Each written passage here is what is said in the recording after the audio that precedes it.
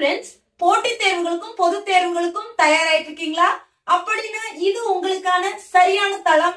இது சங்கரிஸ் டியூட்டோரியல். நான் உங்கள் சங்கரி. வாங்க வீடியோக்குள்ள போலாம். இன்னைக்கு நான் உங்களுக்கு என்ன பாடம் எடுத்துகிட்டு வந்திருக்கேன் அப்படின்னு பார்த்தீங்கன்னா சொல் இலக்கணம். இந்த பாடத்தை இன்னைக்கு நான் ஏன் எடுத்துகிட்டு வந்திருக்கேன் அப்படின்னு பார்த்தீங்கன்னா, அடுத்த மாதம் நடக்க இருக்கிற டிஆர்பி எக்ஸாமுக்கு இந்த பகுதியிலிருந்து கேள்விகள் வரக்கூடும். அதனால் இந்த பாடத்தை நம்ம பார்க்கலாம். இப்போ என்னால் முடிஞ்ச அளவுக்கு தெளிவாகவும் சுருக்கமாகவும் இந்த பாடத்தை நான் சொல்கிறேன். சொல் இலக்கணம். சொல் என்றால் என்ன? ஓர் எழுத்து தனித்தோ பல எழுத்துகள் சேர்ந்தோ பொருள் தரும் வகையில் அமைவது சொல்லாகும். அதாவது ஒரு எழுத்து இருக்கலாம், 2 எழுத்து இருக்கலாம், 3 எழுத்து இருக்கலாம்.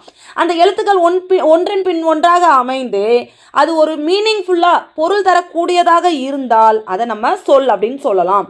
அடுத்து சொல்லின் வகைகள். சொல்லின் வகைகள் 3 வகைப்படும். 1 தனிமொழி, 2 தொடர்மொழி, 3 பொதுமொழி. தனிமொழி அப்படின்னா ஒரு சொல் தனித்து நின்று பொருள் தருவது தனிமொழி. அதாவது ஒரு வார்த்தை தான் இருக்கும், ஆனால் அது ஒரு முழுமையான சென்டென்ஸாக இருக்கும். அப்படின்றதுனால இது தனிமொழி. எடுத்துக்காட்டு கண், படி. இந்த எடுத்துக்காட்டுகளை பகாபதம் அப்படின்னு சொல்லுவாங்க. அதாவது பகானா பிரிக்க முடியாத, பதம்னா சொல், பிரிக்க முடியாத சொல் அப்படின்னு சொல்லுவாங்க. அடுத்த எடுத்துக்காட்டு பாருங்க, கண்ணன் படித்தான். இந்த கண்ணன் படித்தான் 2 வார்த்தைகளுமே பகுபதம். அதாவது இந்த வார்த்தைகளை பிரிக்க முடியும். அடுத்து தொடர்மொழி.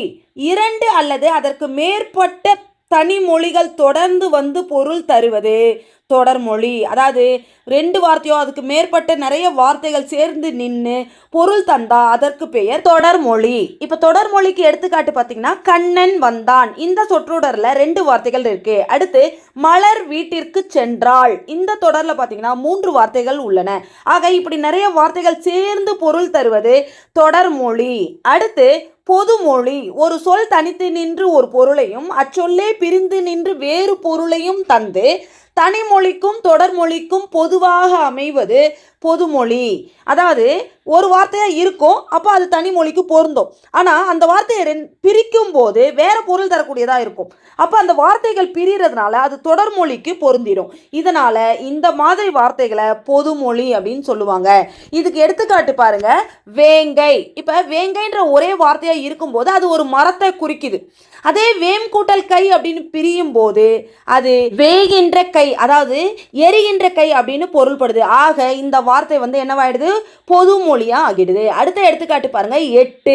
இது ஒரு வார்த்தையா இருக்கும்போது என் அப்படின்ற பொருள்ல வருது. அதே எல் கூட்டல் தூ அப்படின்னு பிரியும் போது எல்லை உன், எல்லை சாப்பிடு அப்படின்ற பொருள்ல மாறிடுது. ஆக இந்த வார்த்தையும் பார்த்தீங்கன்னா பொதுமொழிக்கு எடுத்துக்காட்டாக அமைகிறது. இப்போ இதுல நம்ம பார்க்க போறது தொழிற்பெயர். தொழிற்பெயர்னா என்ன? ஒரு செயல், ஒரு வினை அல்லது செயலை குறிக்கும் பெயர் தொழிற்பெயர். இது உங்க எல்லாருக்குமே கண்டிப்பா தெரிஞ்சிருக்கும். இதுல பாத்தீங்கன்னா விகுதி பெற்ற தொழிற்பெயர் அப்படின்னா என்ன அப்படின்னு பாத்தீங்கன்னா, ஒரு வேர்ச்சொல்லான ஒரு தொழிற்பெயர்ன்றது வேர்ச்சொல் வினையடி என்னன்னு பாத்தீங்கன்னா நட, வாழ், ஆள் இதெல்லாம் பாத்தீங்கன்னா ஒரு வினையடி. இப்ப விகுதி பெற்ற தொழிற்பெயர் எப்படி வரும்னு பாருங்க, நடத்தல், வாழ்க்கை, ஆளல். இந்த விகுதி பெற்று வருவது தான் விகுதி பெற்ற தொழிற்பெயர். அடுத்து எதிர்மறை தொழிற்பெயர். இப்போ எதிர்மறை தொழிற்பெயர்னா என்ன அப்படின்னு பார்த்தீங்கன்னா, ஒரு செயல் செய்யப்படாமல் இருப்பது, நடக்காமல் இருக்கிறத பற்றி பேசுறது தான் எதிர்மறை தொழிற்பெயர். எடுத்துக்காட்டு பாருங்க, நடவாமை, கொல்லாமை, இப்படி செய்யாத செயலை பற்றி பேசுறது தான் எதிர்மறை தொழிற்பெயர். அடுத்து முதல்நிலை தொழிற்பெயர். இப்போ இந்த முதல்நிலை தொழிற்பெயர்னா என்ன அப்படின்னு பார்த்தீங்கன்னா, இந்த தொழிற்பெயர்களில் விகுதி வராது, விகுதி இல்லாமல் வருவது. இப்போ ஏற்கனவே நம்ம பார்த்தோம் விகுதி பெற்ற தொழிற்பெயர் அப்படின்னு. இப்போ இது முதல்நிலை தொழிற்பெயர்ன்றது என்னன்னு பார்த்தீங்கன்னா, விகுதி இல்லாமல் வரும். எடுத்துக்காட்டு தட்டு, உரை, அடி. இப்போ இந்த வார்த்தை எப்படி விகுதி பெற்று வந்தால் எப்படி வரும்னு பார்த்தீங்கன்னா, தட்டுதல், உரைத்தல், அடித்தல் அப்படி வரும். ஆக இந்த விகுதி இல்லாமல் வந்தால் அதுதான் முதல்நிலை தொழிற்பெயர். அடுத்து முதல்நிலை திரிந்த தொழிற்பெயர். எடுத்துக்காட்டு என்னன்னு பாருங்க, முதல் நிலைன்றது கெடு, சுடு அந்த மாதிரி வார்த்தைகள் முதல் நிலை.